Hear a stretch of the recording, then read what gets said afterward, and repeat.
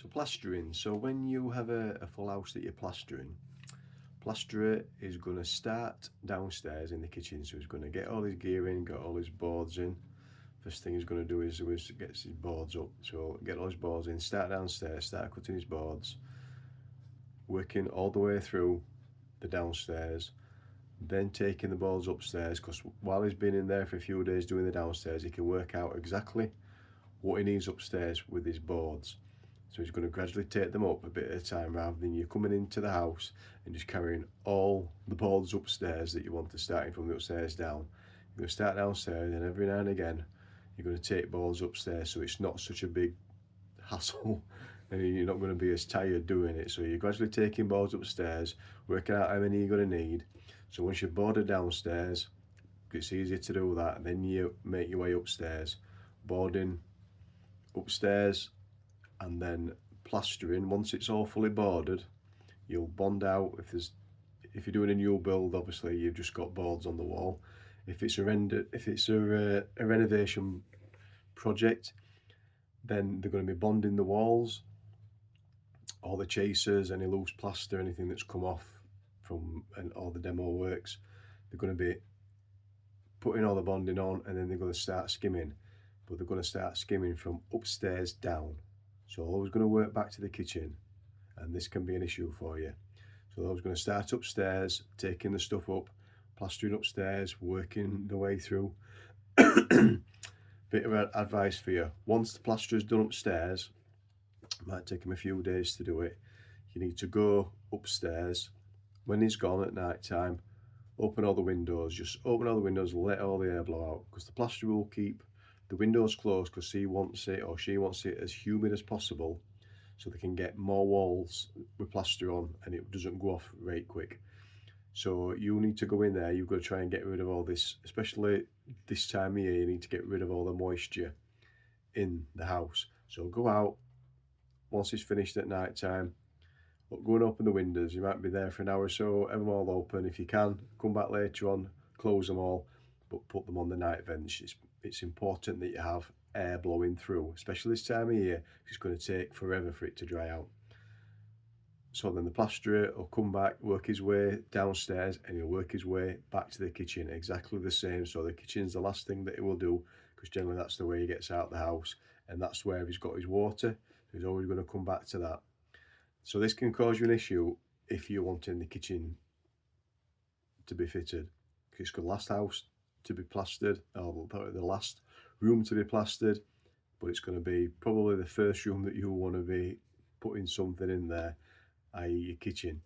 So if you can have a word with the plasterer and ask him not to plaster the kitchen last, make sure when he comes downstairs he gets the kitchen plastered, and then does whatever other rooms you've got, whether it's the hallway, living room, dining room, gets everything down there. But he'll only do it if you ask him to.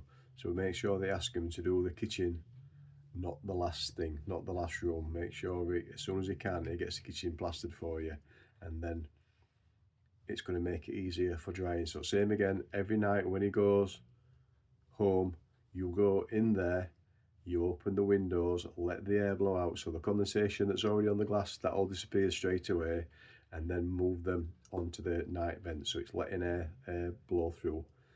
Bear in mind that depending on what type of area you're in, having windows on night vents downstairs might not be the best thing for security. You might just have to have the upstairs ones, but make sure that you get rid of this air, because if you wait until the plaster is finished and then you've got a massively humid house that's all damp, it's going to cost you time, and it's going to cost you probably money. You're going to maybe make mistakes by trying to rush it, getting your mist coat.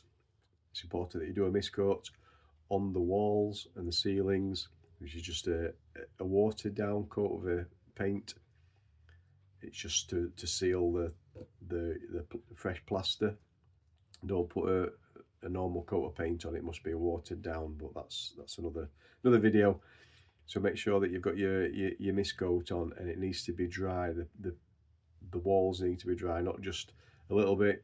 You'll see when plaster goes the pinky colour and it goes really light, you'll know that it's dry. And in this time, or this weather, this time of year, it's been so damp just recently, it's going to take a long time for it to dry out. And you've got your time scales, you've got your budget, you've got your overspend.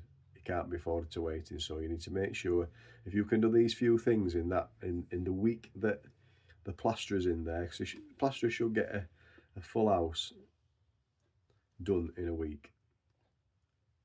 If it's a new build, they'll be teamed up, so they've got lads in there, labourers as well as plasterers, working their way through, get it all done in a week. So a week for plastering a house, unless it's a mansion, should be sufficient. So each time when you, at the end of the day, as soon as that plasterer's gone, get all them windows open, get all them doors open, and let that air blow through, because it's the only way to make your program run smoother. Because if you've just got a house full of damp walls when you get your next trade in, it's going to be a nightmare. I used to hate this when I was joining back on sites back in the late 80s. We'd go in second fixing, and you'd go in maybe day after plasterer, and that were the days before you didn't used to have a miscoat. It was just a case you just went in. So first thing we did, first thing in the morning, we just go in and open all the doors and windows, because it was just wet through. You couldn't breathe, it was that humid. God knows how the plasterer's lungs are. We just open all the doors and windows. So it's amazing how after a couple of hours all that just blows through, and it dries out massively. Especially on a new build when it's dot and dab, so it's just on plasterboard. So it's going to take a bit longer when you've got chasers, when it's all back to brickwork or block work. It's going to take a bit longer for it to dry out. But make sure that you do what I've just said and open the windows and the doors, and you'll find a massive benefit. So, you've learned a little bit of something, learned a bit of knowledge, and use it if you can. See you later.